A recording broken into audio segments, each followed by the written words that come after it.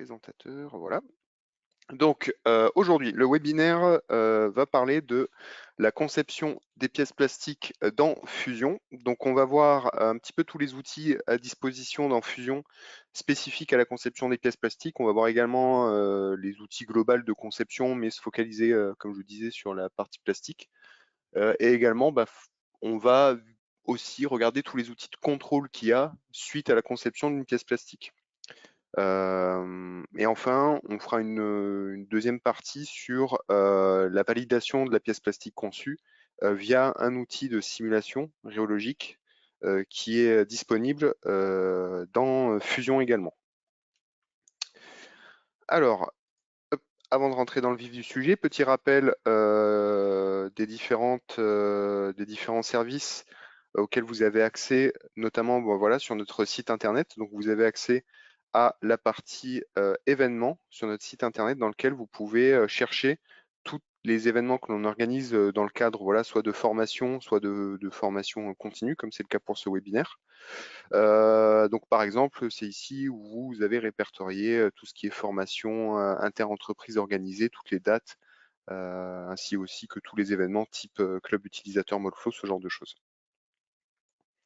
Aussi, vous avez un onglet blog dans lequel on poste tous les mois, moi et mes collègues ingénieurs d'application, des articles sur l'utilisation de Molflow. Donc vous pourrez retrouver de Molflow et de Fusion et aussi de Netfab, qui est l'outil d'impression 3D, en fait de tous les produits que le revend Applicite. Donc c'est ici où vous pouvez trouver voilà, des trucs et astuces sur l'utilisation de ces différents outils. Également, voilà, on organise chaque année, ça c'est pour les utilisateurs de Molflow, le club utilisateur à Lyon. Donc depuis 3 ans maintenant, le club utilisateur est sur une demi-journée plus une journée. La première demi-journée, qui est une après-midi, est réservée à des ateliers sur lesquels vous pouvez participer. Par exemple, cette année, les ateliers avaient pour objet la partie DO de Molflow, comment utiliser Molflow pour analyser les déformations et également la mise en données simplifiée qu'on peut avoir entre Molflow et le calcul mécanique. Donc ça, c'est la première demi-journée qui est facultative, et ensuite la seconde journée qui est la journée plus, on va dire, standard, plénière, avec voilà différents intervenants de différentes sociétés qui viennent présenter leur façon dont ils ont utilisé Molflow, la façon dont ils ont réussi à optimiser soit une pièce, soit un process suite à son utilisation. Et également, on a l'intervention de l'équipe de développement d'Autodesk qui présente les nouveautés, les axes de développement du logiciel. Donc aujourd'hui, le webinaire porte sur la conception de pièces plastiques dans Fusion. Suite à ce webinaire, il en restera deux, un en novembre et un en décembre, donc sur les nouvelles options du data fitting et Scandium 2024. Si vous voyez dans les webinaires passés un sujet qui vous intéresse mais auquel vous n'avez pas pu participer, n'hésitez pas à nous envoyer un message sur le support Applicite de manière à ce qu'on puisse vous envoyer l'enregistrement de ce webinaire. Donc au sommaire de ce webinaire très spécifique donc sur la conception des pièces plastiques de Fusion, on va dans un premier temps voir un petit peu tout ce qui est Fusion, donc c'est-à-dire globalement en 2 slides, qu'est-ce qu'est Fusion, les différents outils que l'on peut trouver dedans, les différents métiers aussi disponibles, et aussi son principe de fonctionnement. Ensuite, on a la conception des pièces plastiques.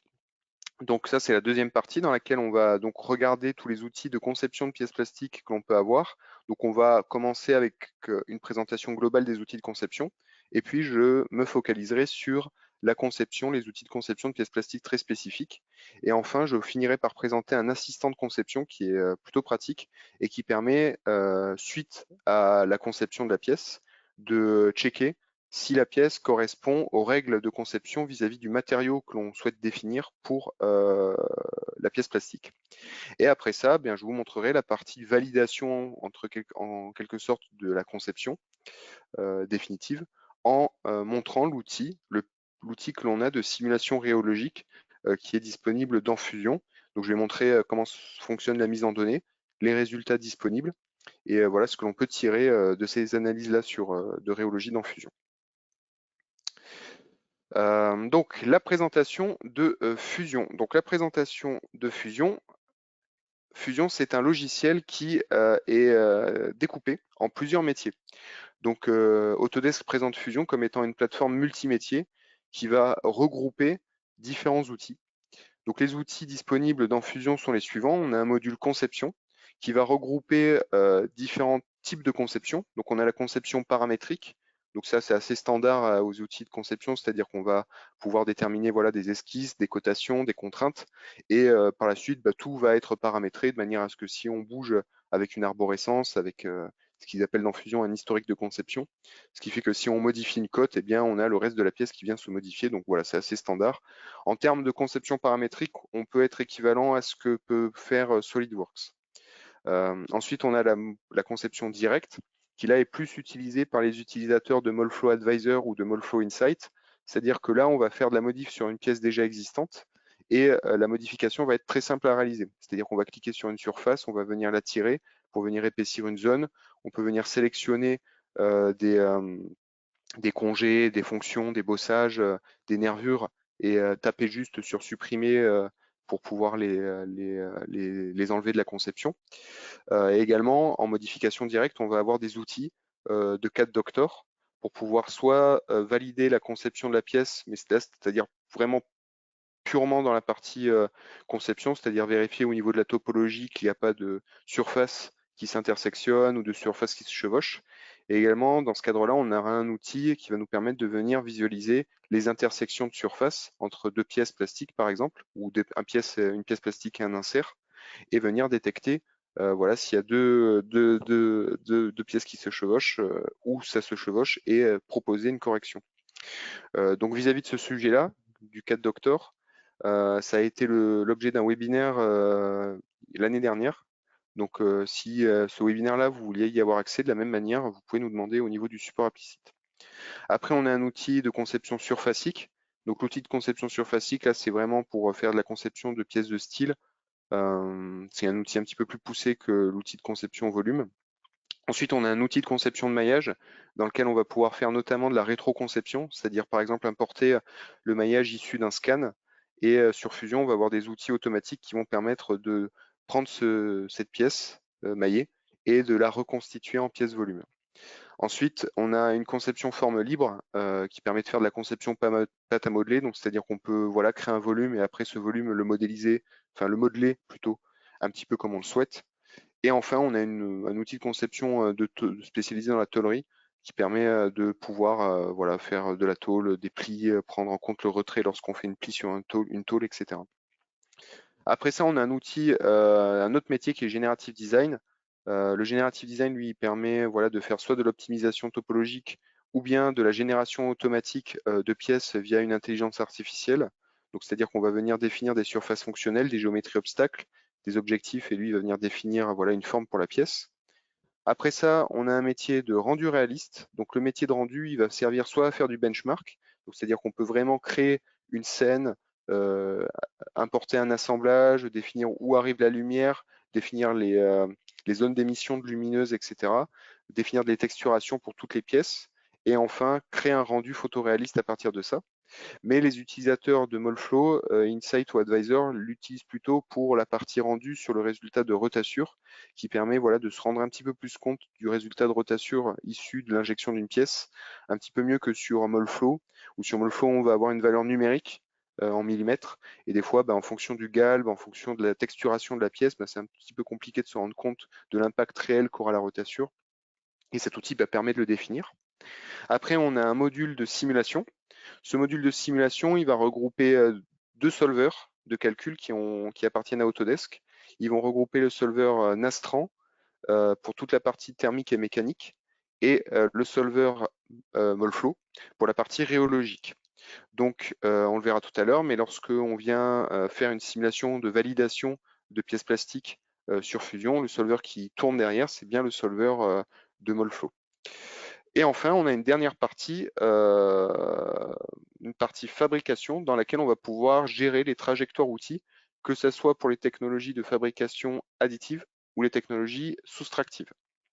Donc, tout ça, c'est la plateforme voilà, multimétier d'Autodesk. Et donc sur Fusion, sur le module de base de Fusion, donc c'est-à-dire le Fusion qui est notamment vendu, enfin ou en tout cas auquel on donne l'accès avec Molflow, le Fusion de base, et bien dedans on a la partie conception, la partie rendu réaliste, la partie calcul mécanique en statique linéaire pour la simulation, et la partie fabrication, dans laquelle on va retrouver certaines technologies disponibles. Donc par exemple pour l'impression 3D additif, ça sera toutes les technologies d'impression polymère. Et tout le reste donc sera soit dans des extensions, soit accessible via des crédits cloud. Et donc aujourd'hui, on va se focaliser sur ces deux métiers-là, qui sont le métier de la conception, donc pour la partie conception de pièces plastiques, contrôle de pièces plastiques, et la partie simulation pour valider la conception de la pièce plastique via une simulation rhéologique. Alors, on va rentrer maintenant dans le sujet de la conception des pièces plastiques. Donc, la conception sur Fusion, on va avoir différents outils de conception, comme je le disais.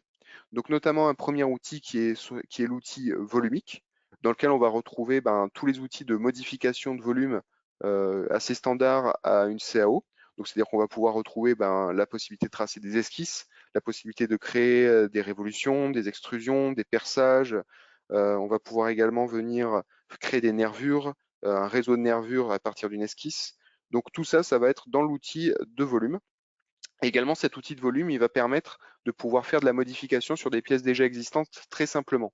C'est-à-dire que quand vous êtes dans l'outil solide, eh bien, vous allez pouvoir cliquer sur un congé, cliquer sur une nervure, taper sur supprimer et il vous supprimera la fonction automatiquement. Donc c'est un outil qui est facile d'accès, voilà, et qui peut servir également pour de la conception de pièces. Ensuite, on a un outil de conception surfacique. Cet outil de conception surfacique, dans le quotidien, on va dire, de l'utilisateur de simulation rhéologique Molflow, il va être utilisé notamment pour la partie correction des CAO. C'est-à-dire que notamment, lorsqu'une CAO est un petit peu défectueuse, on va pouvoir éventuellement essayer de la réparer en utilisant la fonction découdre le volume pour créer juste une pièce surfacique et ensuite venir chercher spécifiquement la surface qui pose problème à la conception et la modifier, la supprimer ou la refaire. Suite à ça, eh bien, on va recoudre l'entièreté du corps pour créer un volume de nouveau. Donc, cet outil surfacique permet de faire, on va dire, de la réparation un petit peu plus complexe et va permettre également de faire de la conception, comme je disais tout à l'heure, de pièces de style avec des formes assez particulières de design, quoi. Ensuite, on a l'outil de conception de maillage qui là va être utilisé, comme j'ai expliqué tout à l'heure, pour la modification et la réparation de pièces en fichier STL ou 3MF ou OBJ. Donc en fait, on a un outil de réparation automatique aussi avec cette partie-là, mais également on va pouvoir venir faire, comme je disais tout à l'heure, de la rétroconception. Donc on va avoir un outil qui va nous permettre de, à partir d'une pièce maillée, récupérer un volume et ensuite, pourquoi pas, l'exploiter en simulation, pouvoir le modifier beaucoup plus facilement aussi en partie conception, ou alors lancer par exemple une impression ou une fabrication quoi, avec cette pièce volumique. Et donc, ensuite, on a une partie plastique. Spécifique à la fabrication de pièces plastiques. Cette partie plastique, elle est disponible dans une extension qui s'appelle l'extension, je crois, Product Design dans Fusion, et qui va donc permettre de pouvoir utiliser tous les outils de conception que je viens de présenter, qui sont accessibles dans la fonction de base, dans la fonction de base de Fusion, dans la version de base, mais on va pouvoir, on va dire, se cadrer vis-à-vis d'une règle que l'on va pouvoir définir. Donc, c'est-à-dire que par exemple, lorsque l'on va réaliser un bossage, lorsqu'on va réaliser une extrusion ou une nervure, eh bien, avec cet outil plastique, on peut définir une règle spécifique à un matériau. Par exemple, on cherche à faire une pièce en polypropylène. Eh bien, cette règle va définir des épaisseurs, des congés, des dépouilles spécifiques au polypropylène que l'on utilise. Et à ce moment-là, lorsque l'on va créer une nervure dans l'outil solide de fusion, eh bien, la nervure automatiquement prendra l'épaisseur, les rayons, la dépouille de la règle définie dans cet outil-là. Donc ça, c'est une première chose, l'outil de règle de conception. Et ensuite, il y a plein d'autres outils dans le module plastique qui vont permettre de faire automatiquement des fonctions spécifiques à la plasturgie. Donc par exemple des emboîtements élastiques, on va pouvoir également faire des bossages, on va pouvoir également marquer la pièce, et tout ça c'est dans des fonctions automatiques que l'on peut intégrer directement à notre conception. Donc dans un premier temps, pour la partie règles, on va avoir une utilisation qui est très simple, c'est-à-dire que dans l'onglet plastique, on va avoir un bouton voilà, qui permet de sélectionner le module de règles. Dans ce module de règles, on va ensuite devoir choisir la règle que l'on veut utiliser. Donc là, dans l'exemple qu'on voit à l'écran, on a une règle voilà, pour l'ABS, pour du polyamide 6 et pour du polypropylène. Néanmoins, il faut savoir voilà, que on peut venir ajouter la règle. C'est-à-dire que si on va, par exemple, faire une conception en polyéthylène, eh bien, on peut ajouter la règle de polyéthylène et on peut définir nos propres règles également. Donc, c'est ce qu'on voit dans la partie droite de l'écran, où je vais pouvoir, pour chacun des matériaux, définir une règle spécifique, une intervalle d'épaisseur, une épaisseur nominale, un angle de dépouille, un rayon nominal. Et ensuite, toutes ces règles-là seront donc utilisées lorsqu'on va vouloir créer n'importe quel solide, n'importe quelle fonction sur Fusion. Donc on n'aura plus à venir définir manuellement à chaque fois les épaisseurs, mais on aura toujours les épaisseurs de cette règle-là, ce qui permet d'une part de ne pas se tromper lorsqu'on va faire une conception et de rester dans les clous voilà, de la matière utilisée, mais également de standardiser. C'est-à-dire que par exemple, vous êtes 4-5 utilisateurs à faire de la conception de pièces plastiques, et évidemment, chaque personne ayant ses propres façons de faire, et bien des fois, on a des disparités dans la conception, ce qui est normal. Et bien avec cet outil de règle, ça permet de normaliser la conception et de se dire bon ben voilà, après qu'une personne ou plusieurs personnes aient utilisé Fusion pour concevoir, ben, vous savez que toutes ces personnes-là, à la fin, donneront des pièces à peu près similaires parce qu'elles auront les mêmes épaisseurs, les mêmes rayons, les mêmes dépouilles, etc. Donc ça permet d'une part de se donner un cadre lorsqu'on fait de la conception et d'autre part de standardiser la conception de vos pièces plastiques. Ensuite, on va avoir, comme je disais, différents outils. Alors là, attention, c'est non exhaustif. C'est-à-dire que dans l'outil de conception de Fusion, on va avoir énormément d'outils de conception spécifiques aux pièces plastiques. Donc là, j'ai pris des exemples typiques. Néanmoins, voilà, je ne peux pas tout présenter dans le laps de temps du webinaire qui m'est imparti. Donc, je vais vous montrer voilà, trois exemples de conception. Donc, donc la partie texturation, qui permet d'ajouter des textures à la pièce plastique directement sur la CAO. Ensuite, la partie bossage. Donc, on va voir qu'on a une fonction qui permet de créer des bossages quasiment en automatique et qu'on peut choisir aussi également en fonction des différentes normes, etc., qu'on veut implémenter, des normes de conception pour le bossage. On a ensuite les emboîtements élastiques qui ont également une fonction disponible sur Fusion qui permet voilà, de les générer automatiquement. Et enfin, je vais vous montrer l'outil de contrôle qui permet d'identifier la faisabilité de la pièce plastique.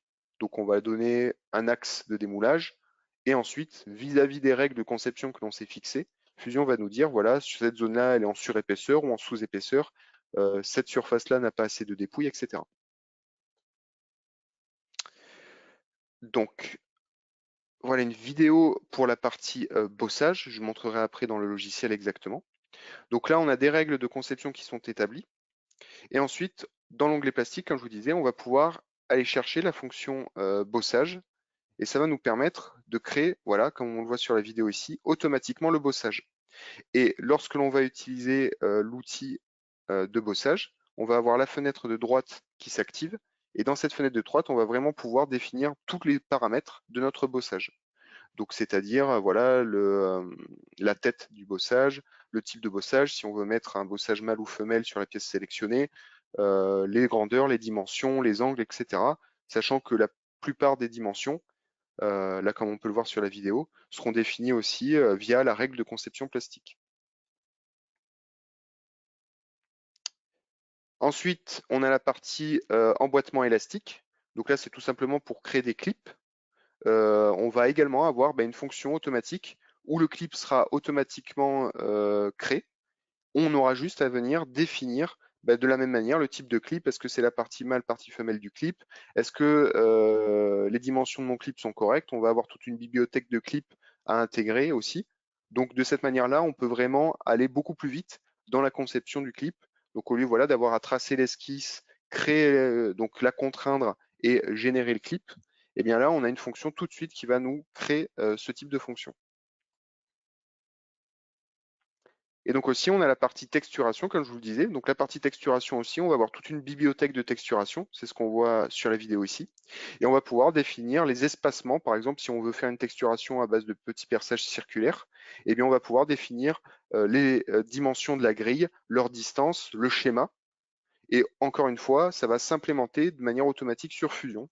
Donc pas la peine non plus de venir voilà, créer des esquisses, les dupliquer, les intégrer, créer sur un plan, etc. Seulement en cliquant sur la surface et sur la fonction texturation, on peut obtenir cette texture-là.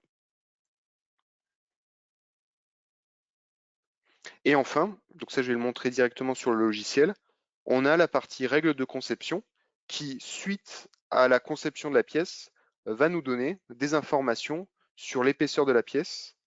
Est-ce qu'elle respecte les règles de conception? Et également, on va avoir un outil d'analyse d'épaisseur sur les contre-dépouilles, c'est-à-dire est-ce que sur ma pièce, il y a des contre-dépouilles? Si c'est le cas, où est-ce qu'elles sont? Ensuite, on va avoir un outil pour venir contrôler les dépouilles, les angles de dépouille, c'est-à-dire est-ce que ma pièce sera démoulable lors de l'ouverture du moule? Et enfin, un dernier outil qui est tranchant, qui va nous permettre de déterminer toutes les surfaces qui vont créer une lame dans notre moule. Et dans ce cas-là, éventuellement, ça peut être un risque, notamment de surchauffe de la pièce dans cette zone-là. Donc, je vais vous montrer la démo maintenant sur Fusion directement. Donc ici, on a l'outil Fusion qui est ouvert. Je suis dans la partie plastique. Je vais retourner un petit peu en amont dans la partie solide. Dans cette partie solide, c'est la partie qui est ouverte automatiquement dans Fusion. Donc là, cette pièce-là, elle a été entièrement conçue, enfin tout l'assemblage derrière, parce que là, c'est tout un assemblage complet, mais j'ai isolé une pièce de l'assemblage. C'est une pièce de caméra. On a réalisé donc tout l'assemblage ici sur Fusion. En bas, ce que l'on voit, c'est l'historique de conception. Donc l'historique de conception, ça va être l'arborescence de Fusion. C'est-à-dire que on va pouvoir, à partir de là, modifier une esquisse qui va venir modifier toute la suite des fonctions qui sont issues de cette esquisse ou qui ont été appuyées par cette esquisse lors de leur création. Et donc à la fin, on peut avoir effectivement un historique de conception qui a l'air plutôt long. Néanmoins, on peut toujours, dans cet historique, regrouper les fonctions dans des groupes de fonctions pour venir simplifier la lisibilité de l'historique. Donc moi, je suis un petit peu, comme vous pouvez le voir, c'est un petit peu le bazar dans la mienne parce que j'ai pas travaillé de manière organisée, mais néanmoins, voilà, on a la possibilité de faire ça. Ensuite, on a donc l'onglet plastique. Dans cet onglet plastique, c'est ici, on va retrouver voilà, les différents outils de conception spécifiques à la partie plasturgie. Donc on a notamment ici la partie bossage, que je vous expliquais tout à l'heure. La fonction bossage, donc, voilà, comme on peut le voir ici, va me permettre de travailler un bossage. Et si j'ai un assemblage, il va venir modéliser le bossage mâle et femelle automatiquement lors de l'assemblage. C'est-à-dire que vous pouvez importer votre assemblage directement ou travailler à partir d'un assemblage. Et lorsque vous ajoutez un bossage sur la partie femelle, il ajoutera automatiquement la partie positive sur la pièce qui est en appui dessus. Alors ça, c'est quelque chose que l'on peut activer ou désactiver. Et de cette manière-là, vous n'avez pas à venir modéliser le bossage dans la partie mâle et puis dans la partie femelle, mais vous avez les deux bossages, l'ensemble du bossage qui est créé de manière automatique directement. Et donc, comme je vous le disais, là, c'est le menu dans lequel on peut venir personnaliser le bossage. Et donc, je peux venir voilà, personnaliser la tête de mon bossage. Si je clique dessus en direct, il va faire la modification en prévisualisation. Je peux venir modifier le lecteur, je peux venir modifier la distance, je peux inverser le bossage également. Et à chaque fois, voilà, en direct, il vient me montrer ce qu'il va venir modéliser.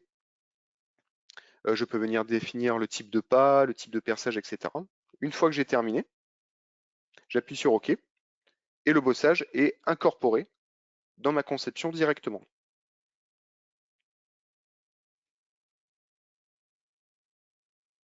Je vais attendre qu'il finisse le calcul. Voilà. Donc là, j'ai mon bossage ici. Et ensuite, on a un outil, par exemple, comme je vous disais, de emboîtement élastique. Cet outil d'emboîtement élastique, on peut le sélectionner. À partir d'un point d'esquisse, il va venir, voilà, positionner l'emboîtement. Et là, de la même manière, je peux venir lui définir si cet emboîtement a certaines particularités au niveau de ses dimensions, savoir si je peux implémenter une rainure ou pas. Et là, on voit dans la règle de conception, j'ai par exemple pour les dimensions A, C, on a T1 divisé par 2, T1 fois 2, etc. Toutes ces T1 là, enfin tout ce qui est marqué T1, etc., ce vont être des dimensions issues de la règle de conception du matériau que j'ai défini. Donc c'est-à-dire que là, a priori, si mes règles ont correctement été définies, j'ai pas besoin de me prendre la tête avec les dimensions. Je peux faire confiance à ma règle de conception et créer mon emboîtement élastique tout de suite dans la zone dans laquelle je voulais le modéliser. Et à partir de là, voilà, j'ai mon emboîtement qui est intégré à ma pièce.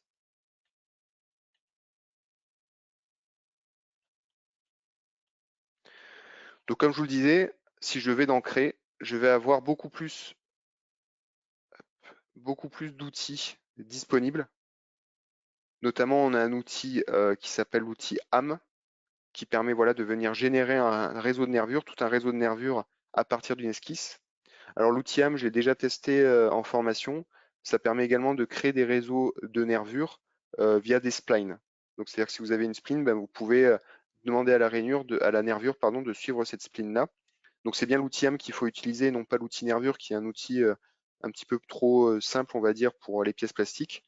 Et cet outil AM, il est également disponible dans la partie de base de fusion. Donc c'est-à-dire vous pouvez ajouter les nervures dans la partie de base.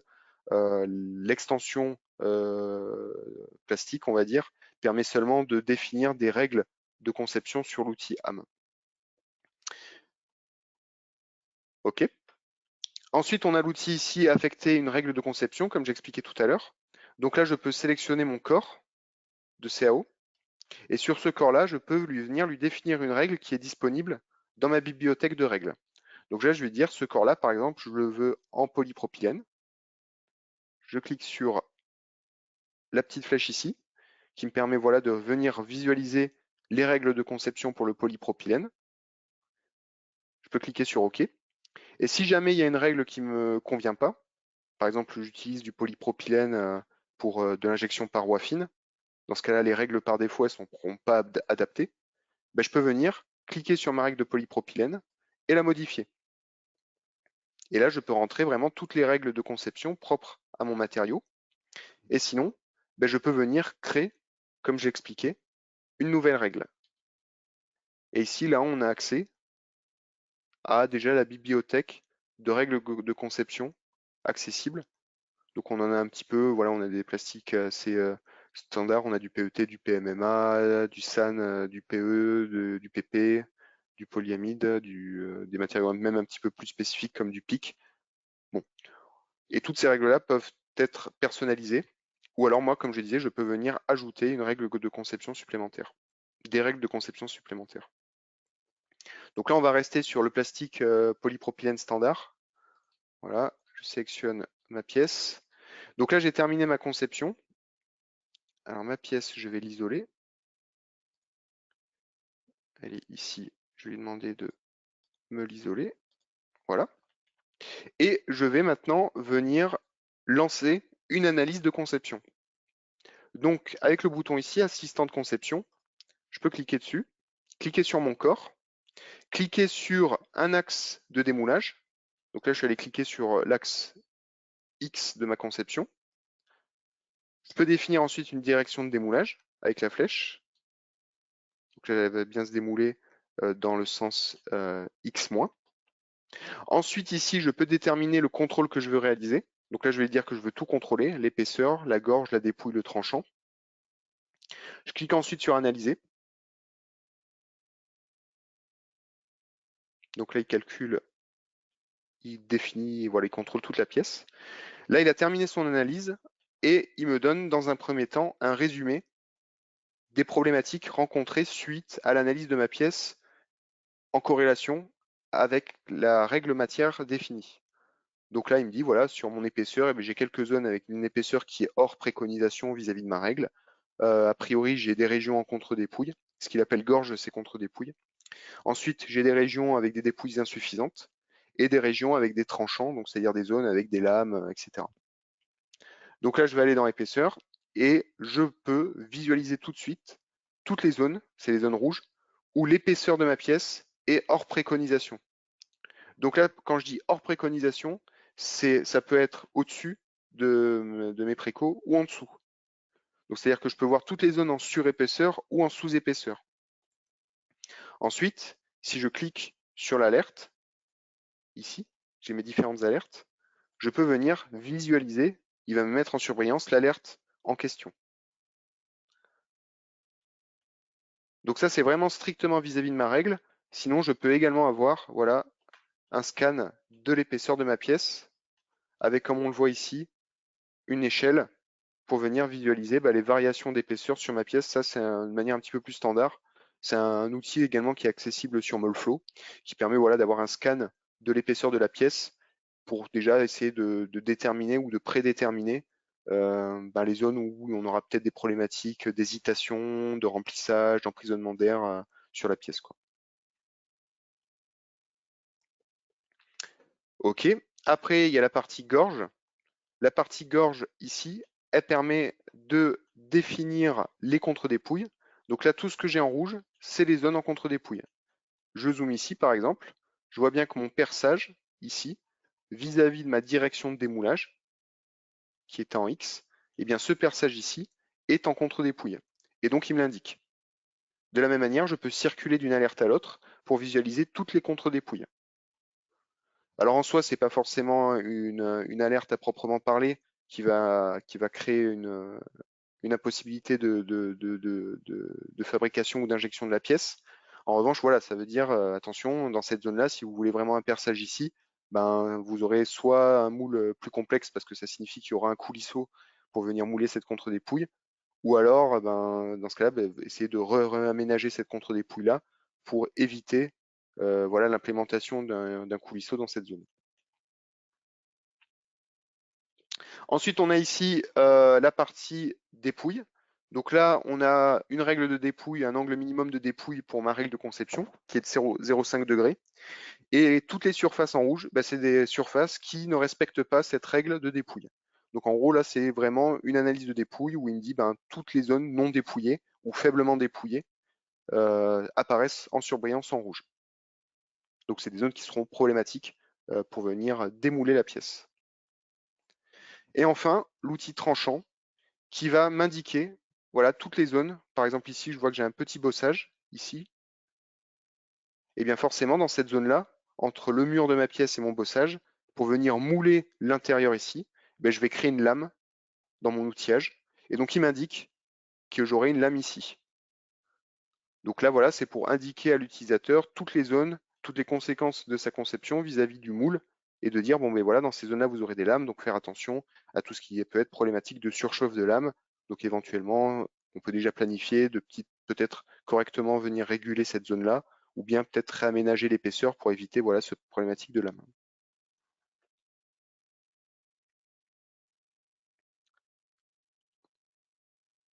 Et donc après ça, eh bien, on a contrôlé la conception de la pièce. Donc je peux ensuite revenir faire les modifications nécessaires jusqu'à ce que ma pièce soit complètement OK.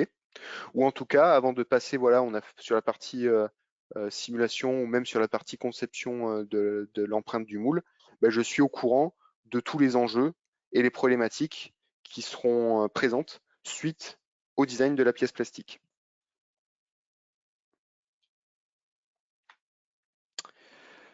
Ok, donc ça c'est vraiment la partie conception que l'on a vue. Donc là notre pièce elle est conçue et donc maintenant on veut venir valider son injection via la simulation rhéologique.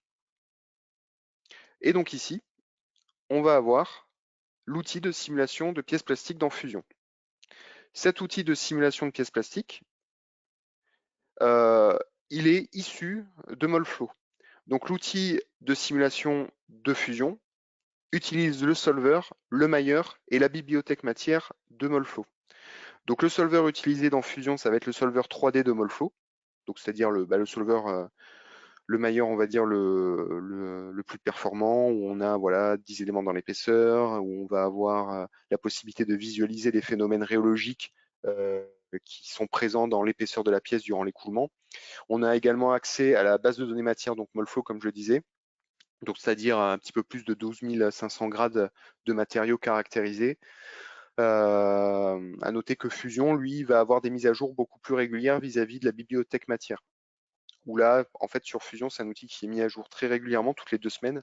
Donc ça peut arriver, par exemple, qu'il y ait des matières qui soient disponibles dans Fusion et qui seront disponibles dans Molflow que dans 1 ou 2 mois, le temps que voilà, le patch de Molflow soit disponible.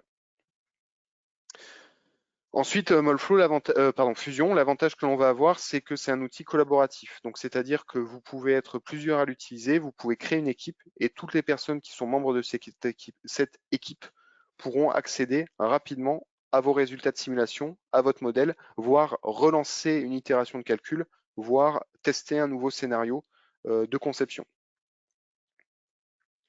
Au niveau de la mise en données de l'outil de simulation de Fusion, elle est extrêmement simplifiée par rapport à Molflow. Donc, c'est-à-dire que là, on a un outil très très ergonomique dans lequel on va avoir 3 étapes, un quatrième si on compte l'importation de la pièce. Mais en gros, les 3 étapes, c'est sélectionner le point d'injection, dans quelle zone sera mon point d'injection, définir la matière, et ensuite les paramètres process que vous pouvez tout laisser en automatique, sachant qu'en automatique, le solver va s'adapter aux matériaux sélectionnés. Et ensuite, lancer l'étude. En termes de résultats, on va avoir une synthèse des résultats de Molflow. Donc, c'est-à-dire que forcément, on n'aura pas toute la complexité que l'on peut retrouver dans Molflow avec une liste de résultats qui est très exhaustive. Là, l'objectif, c'est vraiment de venir synthétiser ces résultats-là. Donc, au lieu de tous les résultats disponibles sur Molflow, là, on va en avoir une petite vingtaine. Peut-être un petit peu, ouais, c'est ça, une vingtaine, je pense. Mais par contre, ça nous permet de se focaliser vraiment sur les problématiques de conception de la pièce plastique. Donc l'outil de simulation de fusion, c'est vraiment focaliser pièce. Là où Molflow, ça peut être focalisé pièce, mais ensuite moule. C'est-à-dire que sur Molflow, on aura des outils pour optimiser la conception de l'alimentation, de la régulation. Ensuite, on va pouvoir tester voilà, des thermiques, etc. Alors que sur Fusion, on va pouvoir faire des tests de remplissage, compactage, déformation. Et les résultats sont vraiment ceux qui sont essentiels pour déterminer la qualité de conception de la pièce plastique.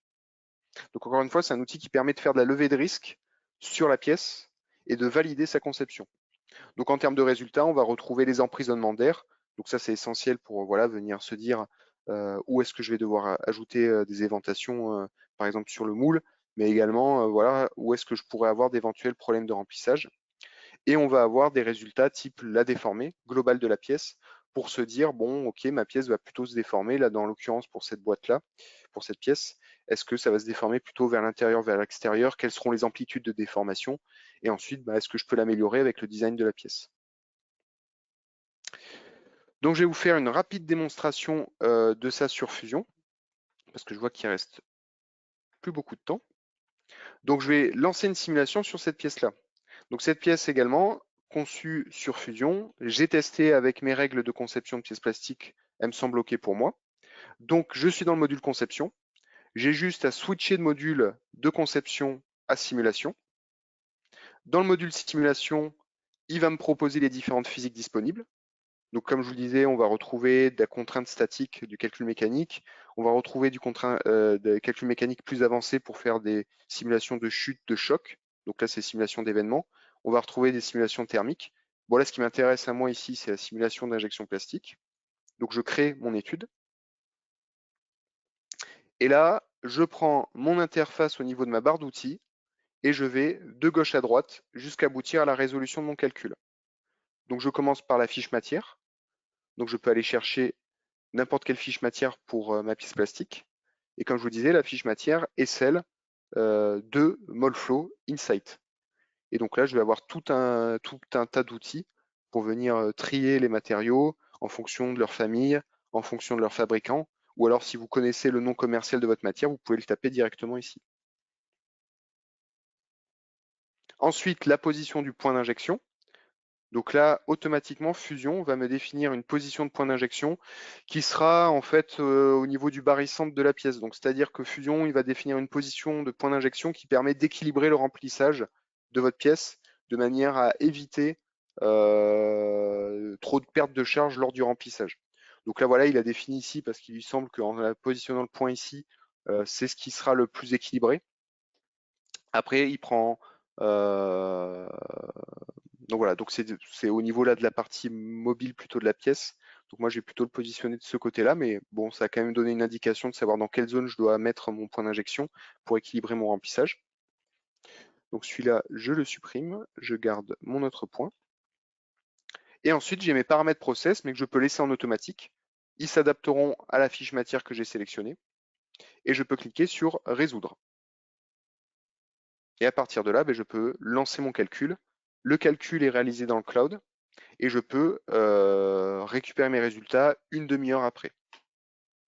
Sachant que vu que c'est sur le cloud Autodesk, eh bien ce calcul, il va être, je peux en lancer plusieurs en simultané, 3, 4. Là, on n'a pas de restriction vis-à-vis du nombre de calculs lancés. Et enfin, en termes de résultats, je vais les présenter rapidement. On va avoir un onglet de résultats guidés. Cet onglet de résultats guidés, il va me permettre de répondre à 3 questions essentielles. Est-ce que ma pièce se remplit? Avec un jeu de couleurs, où en vert, la réponse est oui. En orange, la réponse est oui, mais avec difficulté. Et en rouge, la réponse est non. Donc globalement, à la question est-ce que ma pièce se remplit? La réponse ici est non, parce qu'ici, j'ai une nervure, a priori, qui ne se remplit pas, que je peux isoler. Donc là, venir aménager la nervure ici. Ensuite, je vais avoir un résultat. Est-ce que ma pièce aura des défauts esthétiques? Là, de la même manière, il m'indique tout de suite les faces, donc les surfaces vertes, c'est les surfaces où je n'ai aucun défaut d'aspect. Donc, c'est-à-dire pas de ligne de soudure, pas de rotature. Et les surfaces rouges sont les surfaces où je vais avoir une problématique d'aspect. Donc, soit rotature, soit ligne de soudure. Et donc là, de la même manière, je peux ensuite tester soit un différent scénario de design ou bien différents paramètres process ou une autre position de mon point d'injection pour voir si je peux améliorer la situation. Et enfin, dernière question des résultats guidés, est-ce que ma pièce se déforme? Et donc là, il m'indique, en fonction d'un seuil que je peux définir, par exemple, je dis que mon seuil de déformation, c'est 2 mm, et bien toutes les zones au-delà de 2 mm, il va me les indiquer dans la visualisation. Après ça, si je vais dans l'onglet résultats, je vais avoir mon résultat, une liste de résultats tout court, où là je vais passer en revue très vite, où on va passer sur les résultats de rhéologie pure. Donc comme je vous disais, on va avoir une petite quinzaine, peut-être pas, une petite quinzaine de résultats, qui sont vraiment l'essentiel des résultats que l'on a sur Molflow. Donc ça permet de ne pas se perdre dans les détails et d'aller directement sur ce qui nous intéresse le plus. Donc notamment, voilà, on a à voir le classique de la simulation rhéologique, donc l'animation du remplissage. On va pouvoir visualiser la pression à la commutation. On va pouvoir visualiser la température au fond d'écoulement, les zones de chauffe, les zones de froid. On va pouvoir visualiser le retrait volumique, savoir si j'ai été efficace ou non pendant mon compactage. On va pouvoir visualiser, alors je l'ai raté, température au fond d'écoulement, ça je l'ai dit. Voilà, la durée pour éjecter la pièce, pour définir un temps de cycle, savoir quel sera le temps de cycle de ma pièce. Les soufflures, donc c'est-à-dire les emprisonnements d'air, on va pouvoir visualiser les lignes de soudure, on va pouvoir visualiser les retassures, on va pouvoir visualiser la déformée de la pièce aussi. Donc voilà, on a quand même des résultats que c'est assez dense, mais ça reste l'essentiel de ce qu'on a sur Molflow. Et ensuite, on a un dernier résultat qui est un onglet de synthèse de notre analyse rhéologique où, pour chaque étape du cycle d'injection, le remplissage, le compactage, la déformation, eh bien, il me montre si j'ai un souci ou pas. Donc là, pour le remplissage, il m'indique un warning qui me dit, bon, avec le remplissage de cette pièce-là, ça va être compliqué. Le compactage, il m'indique, j'ai des faces esthétiques ou c'est dégradé. Et pour la déformer, il m'indique, ça dépasse le seuil que vous avez indiqué, de 2 mm. Et après tout ça, je vais avoir un outil pour créer un rapport automatique.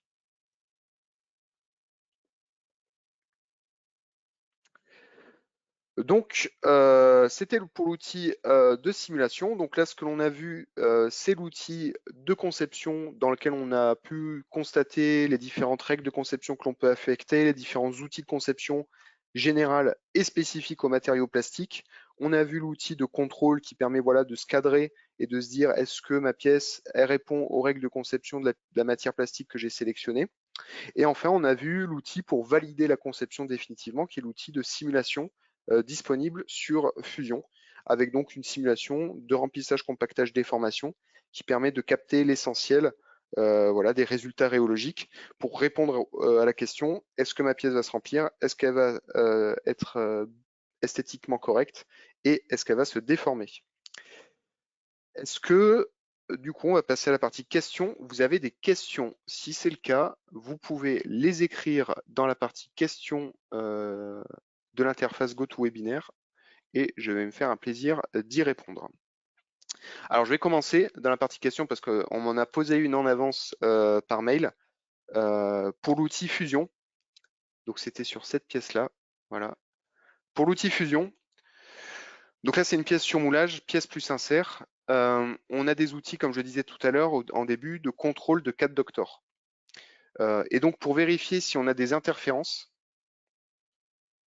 entre deux pièces, eh bien, on peut utiliser dans l'outil inspecter, ici, on a l'outil interférence.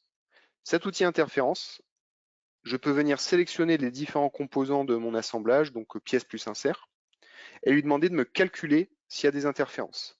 Là, en l'occurrence, il me dit oui, il y a une interférence de 60 mm3. Il affiche en surbrillance en rouge. Et donc là, j'ai le choix de supprimer la matière du corps 2 par rapport au corps 1, ou je peux inverser, je supprime la matière du corps 1 par rapport au corps 2. Je peux cliquer sur OK. Il m'a supprimé la matière en interférence d'un corps ou de l'autre, c'est à moi de choisir. Et donc ensuite, je peux par exemple relancer une analyse d'interférence. Et là, il va me dire la pièce est OK. Également, avec cet outil d'interférence, je peux lui demander d'inclure des faces coïncidentes. Et dans ce cas-là, voilà, il me met en surbrillance toutes les faces où j'ai un contact au niveau de ma pièce et l'insert. Donc, de cette manière-là, ça peut également venir vérifier. Moi, je sais que je m'en sers, par exemple, lorsque je fais de la simulation mécanique, pour savoir où sont les appuis quand je fais de la mécanique sur un assemblage. Voilà, pour tout ce qui est ensuite définir les liaisons, les contraintes, etc. Alors, je vais prendre la liste des questions. Pas de calcul de réo en local. Non, alors pas de calcul de réo en local sur Fusion. Effectivement, c'est un choix d'Autodesk vis-à-vis de Fusion de faire un outil qui est utilisable seulement sur le cloud vis-à-vis des outils de simulation. Pourquoi? Parce qu'en fait, la philosophie de Fusion, c'est que n'importe qui, n'importe où puisse l'utiliser. Donc l'avantage que ça va donner le cloud, c'est que ça va vous permettre une grosse flexibilité vis-à-vis de vos calculs parce que vous allez pouvoir les lancer sur un PC portable, par exemple, qui a juste une carte graphique, voilà, pour faire tourner l'interface graphique de Fusion, mais c'est pas un truc, c'est pas une machine de guerre qui est nécessaire. Et derrière, bah, avec votre ordi portable, vous êtes en capacité de faire de la simulation rhéologique qui serait normalement accessible avec des outils maintenant qui doivent être assez robustes au niveau du processeur, de la RAM, etc. Donc c'est pour ça qu'ils ont préféré utiliser le cloud, ce qui permet voilà, d'utiliser l'outil de simulation sur des PC plutôt voilà, pas de bureautique, mais presque quoi, et de pouvoir lancer autant de calculs que l'on souhaite en simultané. Ensuite, est-il possible? Alors, est-il possible de générer un fichier MFR de l'analyse Réo issu de Fusion? La réponse est non également. Pour les outils pour exporter le fichier MFR, ça sera au minimum Molflow Advisor qui sera nécessaire. Néanmoins, alors je ne l'ai pas montré parce que ça aurait coupé un petit peu la fluidité de la presse, mais sur Fusion, vous avez un outil de rapport automatique. Cet outil de rapport automatique, il est, alors moi c'est je trouve à titre personnel, plus poussé quand même que sur Molflow. Pourquoi? Parce que là, on va avoir déjà une interface beaucoup plus facile à utiliser dans le sens où on peut voilà, venir vraiment définir les résultats que l'on souhaite, les résultats que l'on veut intégrer ou non dans le rapport. Et surtout que dans le rapport, il va intégrer de lui-même des remarques. C'est-à-dire que pour pouvoir intégrer, par exemple, des résultats de